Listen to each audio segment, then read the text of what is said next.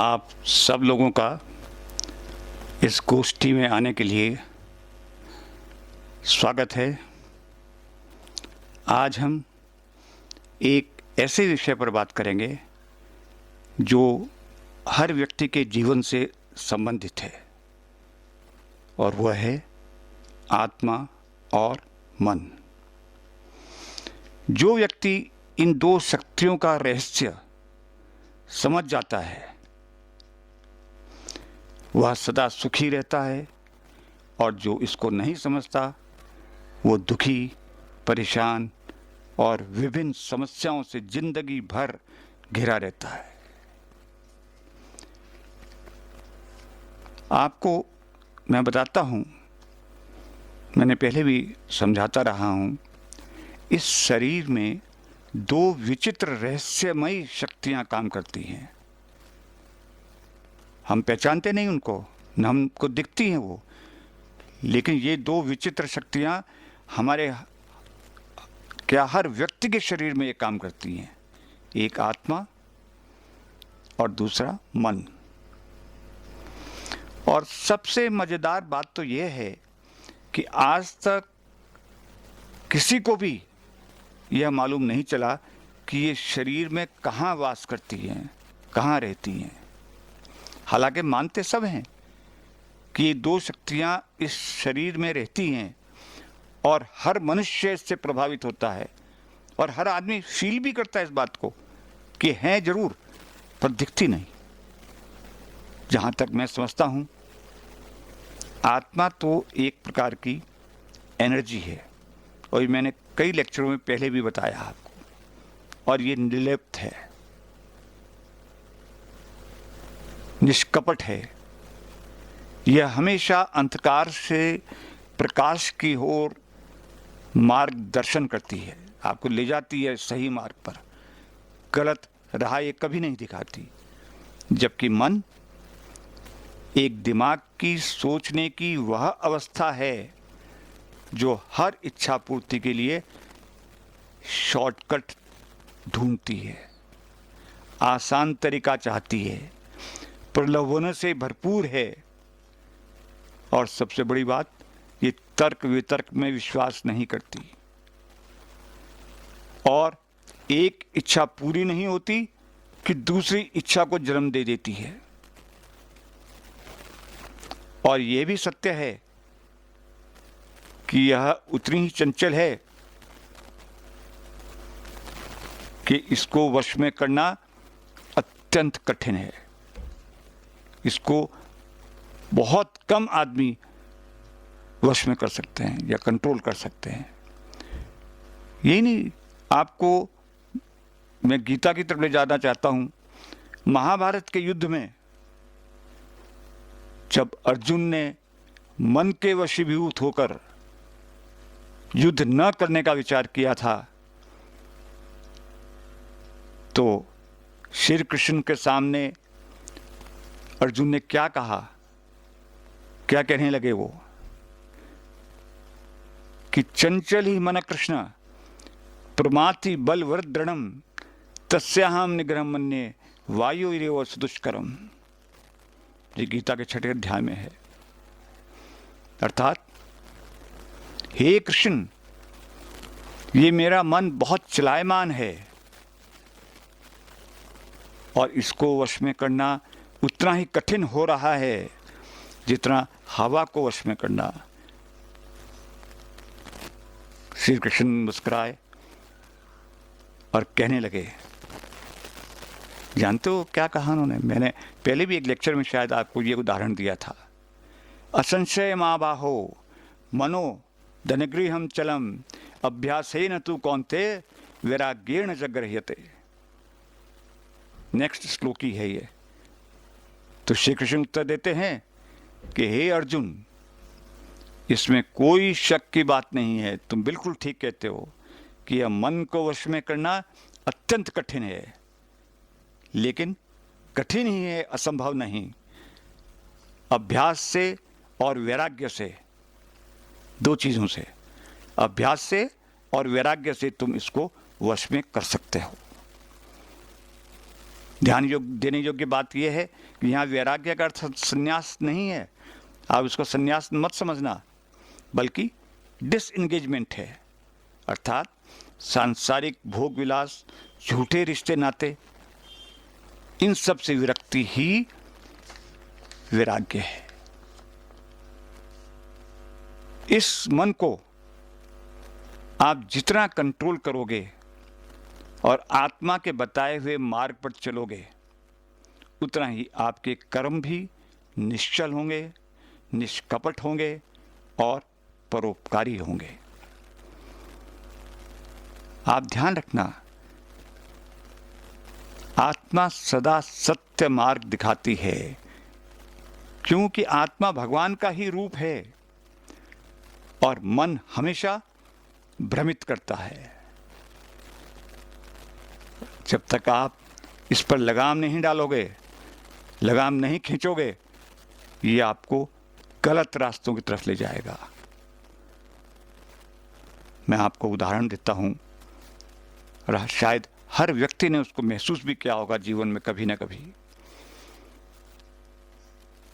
आपने सबने अनुभव किया होगा कि जब आप पहला अपराध करते हो, चाहे वो बचपन में हो, जवानी में हो या बाद में हो, जब आप पहला गलत काम या अपराध करते हो, चाहे वो चोरी हो, छल कपट हो, रिश्वत लेना हो या कोई भी अनुचित कार्य करने लगते हैं, तो आपके शरीर में एक सिहरन सी उत्पन्न होती है, अर्थात एक प्रकार की हल्की सी कंपकपी होती है।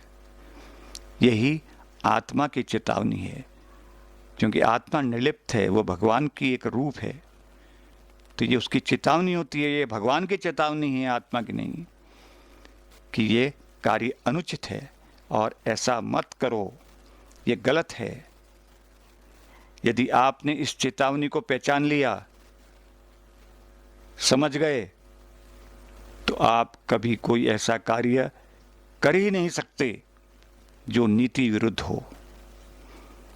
किंतु यदि आपने आत्मा की इस चेतावनी को अनदेखा कर दिया, और ये ज्यादातर होता है, वो लालच इतना आ जाता है उसके सामने, आंखों के सामने, जब वो नोटों की गड्डियां देखता है या कोई लाभ देखता है,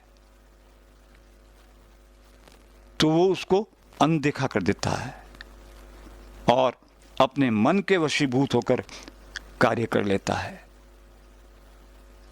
तो फिर क्या होता है? धीरे धीरे आत्मा की ये चेतावनी आपको महसूस ही नहीं होती है। क्यों? क्योंकि आप समझिए एक प्रकार से आत्मा के सामने काले पर्दे पड़ते जा रहे हैं। पहला पर्दा पड़ा, फिर दूसरा पड़ा, फिर तीसरा पड़ा, उसके बाद आत्मा भले ही चेतावनी दे रही है, लेकिन आपको सुनाई नहीं देगी, ना आपको महसूस होगी।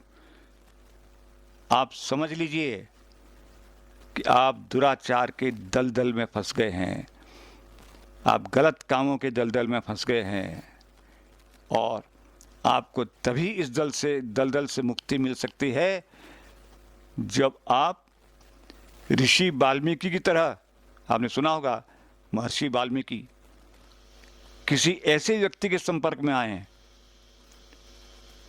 इतना महान हो, महान आत्मा हो, जो आपको इस अंधकार से प्रकाश की ओर ले जा सके। आप सब जानते होंगे वाल्मीकि की कहानी, आपने बचपन में पढ़ी होगी कि ऋषि वाल्मीकि पहले कौन थे? एक डाकू थे, लेकिन महात्माओं के संपर्क में आने के बाद उन्हें अपनी इस भूल का ज्ञान हुआ और इतना पछतावा हुआ, उन्होंने इसको इतना महसूस किया और भगवान से माफ़ी मांगी कि मैं कितना पाप कर रहा था। जब उनको ये ज्ञान प्राप्त हुआ तो वे एक महात्मा बने और उन्होंने ही रामायण की रचना की, आप सब जानते हैं। इसलिए मैं आपको बार बार कहता हूं कि यदि आपने शुरू से ही मन को वश में रखकर कार्य किया और आत्मा की आवाज़ सुनकर सतमार्ग अपनाया, तो उसका फल भी आपको अच्छा ही मिलेगा। यदि आपने मन के वशीभूत होकर पाप या अनुचित कार्य किया, फिर तो जैसा आप करोगे उसका फल ब्याज सहित आपको चुकाना पड़ेगा। ये मैं हर लेक्चर में आपको बताता हूँ। आप एक ऐसे दलदल में फंस जाओगे जिससे निकलना आपके लिए बहुत मुश्किल हो जाएगा। फिर इसके बाद ईश्वर को कोई दोष मत देना। इसलिए मैं आपको कहता हूँ, आत्मा जो परमात्मा का ही रूप है, उसकी चेतावनी को समझो और अपना जीवन सुखमय बनाओ। मन के वशीभूत होकर आप खुशी, सुख और शांति प्राप्त करने के लिए, आप सब, मैं बताता हूँ, एक आम आदमी की बात है, मन के गुलाम बन करके आप और ऐसी सुख और खुशी प्राप्त करना चाहते हैं जो वास्तव में है ही नहीं, और आप उसकी प्राप्ति के लिए क्या करते हो, समय समय पर हर चीज़ बदलते रहते हो। आप अपने कपड़े बदलते हो, पहले सीधे साधे कपड़े पहनते थे, फिर सूट बूट टाई लगाने लगे। अपना घर बदलते हो, छोटा घर था अब बड़ा कोठी बंगला ले लिया। गाड़ी बदलते हो, पहले मारुति 800 थी, अब आप BMW के मन आपको कंपेल कर रहा है कि आप ये गाड़ी खरीदो। भिन्न भिन्न रिश्ते नाते, और यहाँ तक कि आप अपने चाल चलन और विचारों को भी बदल देते हो। ये सब किस लिए करते हो? मन के वशीभूत होकर, कि मन कह रहा है आपको कि ये लो ये लो। और होता क्या है, सब कुछ बदल देने के बाद भी आपको शांति नहीं मिलती और परेशान रहते हो। क्यों? क्योंकि आपने अपने सुख के लिए सब कुछ तो बदल दिया, लेकिन अपने आप को नहीं बदला। और जब तक आप अपने आप को नहीं बदलोगे, कुछ नहीं बदलेगा। आप उसी दलदल में फंसे रहोगे, उसी दुखों के चंगुल में फंसे रहोगे।